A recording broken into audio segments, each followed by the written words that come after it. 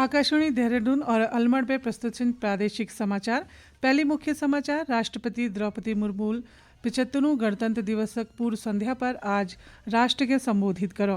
प्रधानमंत्री नरेंद्र मोदी को पिछले 10 वर्षों में केंद्र में स्थित सरकार फैसलों दशकों लंबित मुद्दों का समाधान हो। प्रदेश में गणतंत्र दिवस की तैयारी पूरी। राज्यपाल गुरमीत सिंह और मुख्यमंत्री पुष्कर सिंह धामील प्रदेशवासियों के गणतंत्र दिवस की शुभकामना दे और अपर मुख्य सचिव राधा रतूड़ील को कि प्रस्तावित भू कानून का मुख्य उद्देश्य उत्तराखंड के मूल निवासियों के हितों संरक्षण और उनके न्याय दिलाना छू। नमस्कार, समाचार उदगड़ में लता कपूर। अब समाचार विस्तारल। राष्ट्रपति द्रौपदी मुर्मू 75वें गणतंत्र दिवस तक पूर्व संध्या पर आज राष्ट्र के संबोधित करो। यह अवसर पर राष्ट्रपति समूचे राष्ट्र के गणतंत्र दिवस की बधाई दे और शुभकामना दे। राष्ट्र के संबोधित करते हुए उन्होंने सरकार की उपलब्धियों का जिक्र करो। उन्होंने कहा कि वर्ष 2047 तक भारत के विकसित देश बनाने में सबू के अपन सहयोग देना होल।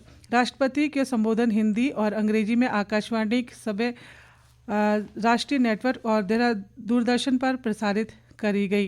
राष्ट्रपति संबोधन दूरदर्शन क्षेत्रीय चैनलों द्वारा क्षेत्रीय भाषाओं में प्रसारित करी जाने लग रहा। आकाशवाणी अपन क्षेत्रीय नेटवर्क पर रात 9:30 बजे व क्षेत्रीय भाषा संस्करण प्रसारित करल।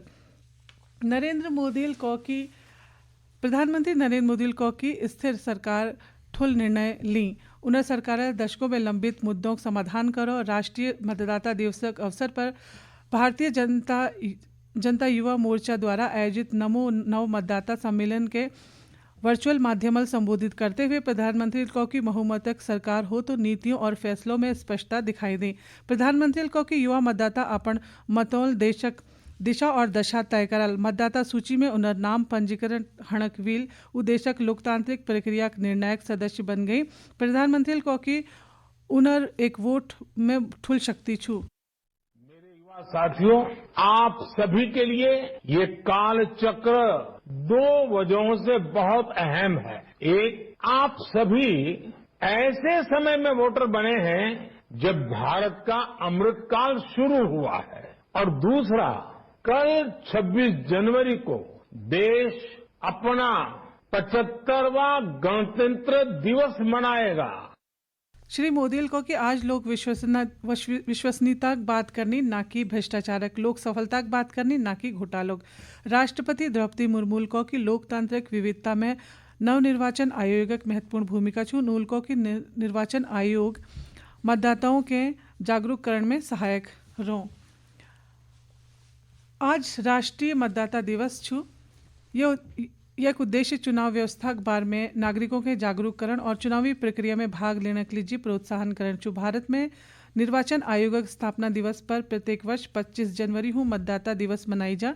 यह बार मतदाता दिवस की थीम वोट जस के नहतन वोट जरूर डालुल हम धरी गई। यह थीम पर आज प्रदेश भर में जग विभिन्न कार्यक्रम आयोजित करी गई। देहरादून गांधी पार्क में आयोजित कार्यक्रम में राज्यपाल लेफ्टिनेंट जनरल गुरमीत सिंह लोगों के मतदाता दिवस की शपथ दिलाई। जनसभा के संबोधित करते हुए राज्यपाल को कि देश की प्रगति के लिए सुदृढ़ लोकतंत्र की आवश्यकता छू और लोकतंत्र की सुदृढ़ता का आधार मतदान छू।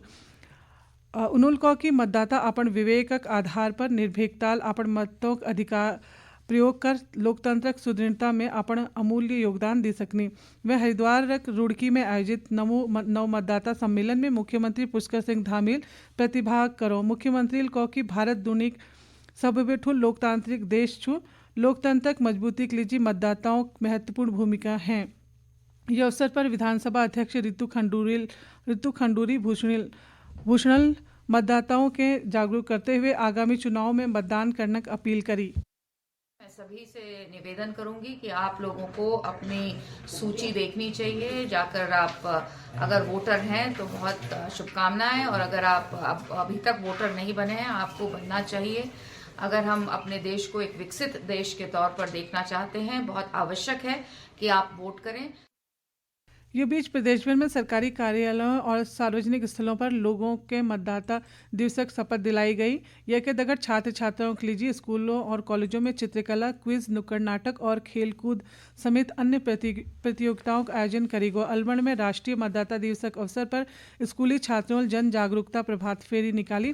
टिहरी में जिलाधिकारी मयूर दीक्षितल क्रॉस कंट्री दौड़ और साइकिल रैली के हरी झंडी दिखाए रवाना करो। यह मौके पर जिलाधिकारी जनपद वासियों हैं आगामी लोकसभा सामान्य निर्वाचन में बढ़ चढ़ बेर प्रतिभाग कर मतदान करने की अपील करी। पौड़ी में 14 राष्ट्रीय मतदाता दिवस के अवसर पर जिला मुख्यालय में अनेक कार्यक्रम आयोजित कर मतदाताओं के जागरूक करी गो। यह दौरान जिला नेहरू युवा केंद्र छात्र छात्राओं के लिए वाद विवाद और क्विज प्रतियोगिता का आयोजन करो। चंपावत में आयोजित कार्यक्रम में जिलाधिकारी नवनीत पांडेल आगामी चुनाव में लोगों है अपन मतक प्रयोग करने की अपील करी। उन्होंने बता कि यह बार जिले में 1800 नई मतदाता जुड़ी।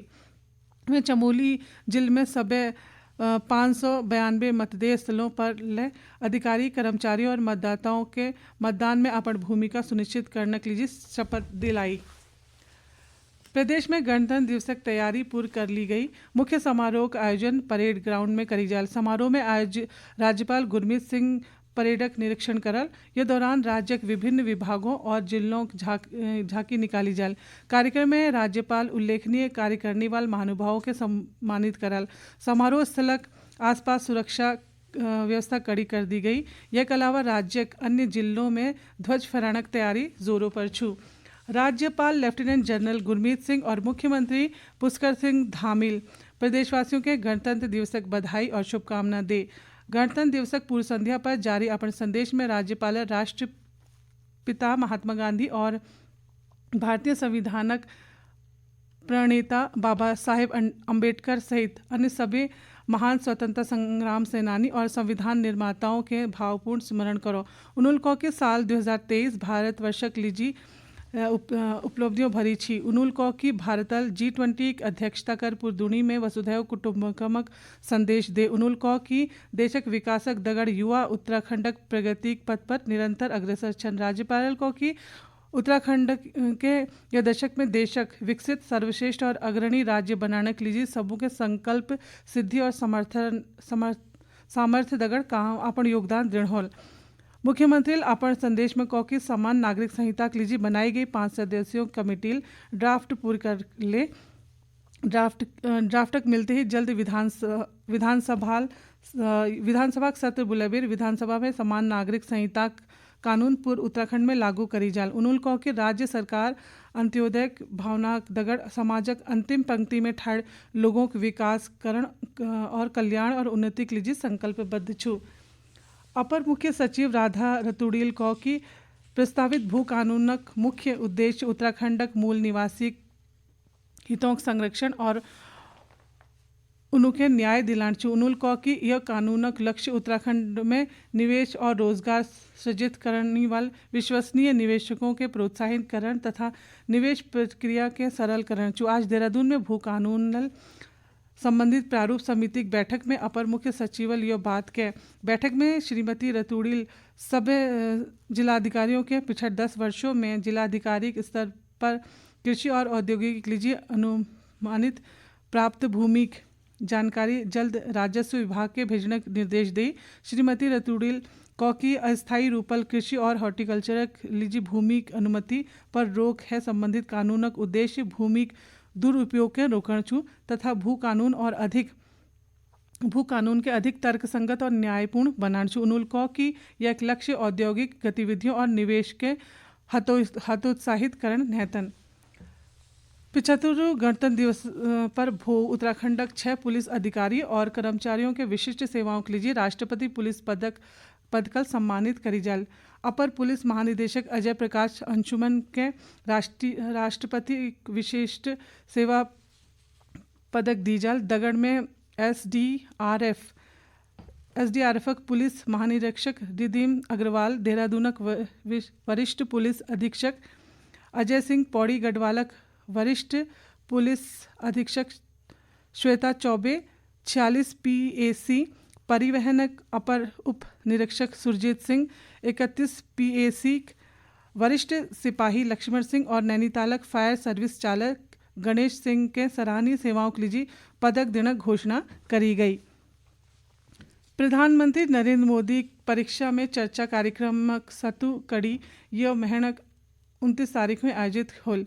परीक्षा संवाद कार्यक्रमक उद्देश्य छात्रों में परीक्षा में तनाव कम करन छु। शिक्षा मंत्रालय के अनुसार यह विशेष संवाद कार्यक्रम में यह वर्ष 4000 से अधिक प्रतिभागी प्रधानमंत्री नरेंद्र मोदी दगड़ चर्चा करल। यह कार्यक्रम नई दिल्ली भारतक मंडपम में आयोजित करी जल।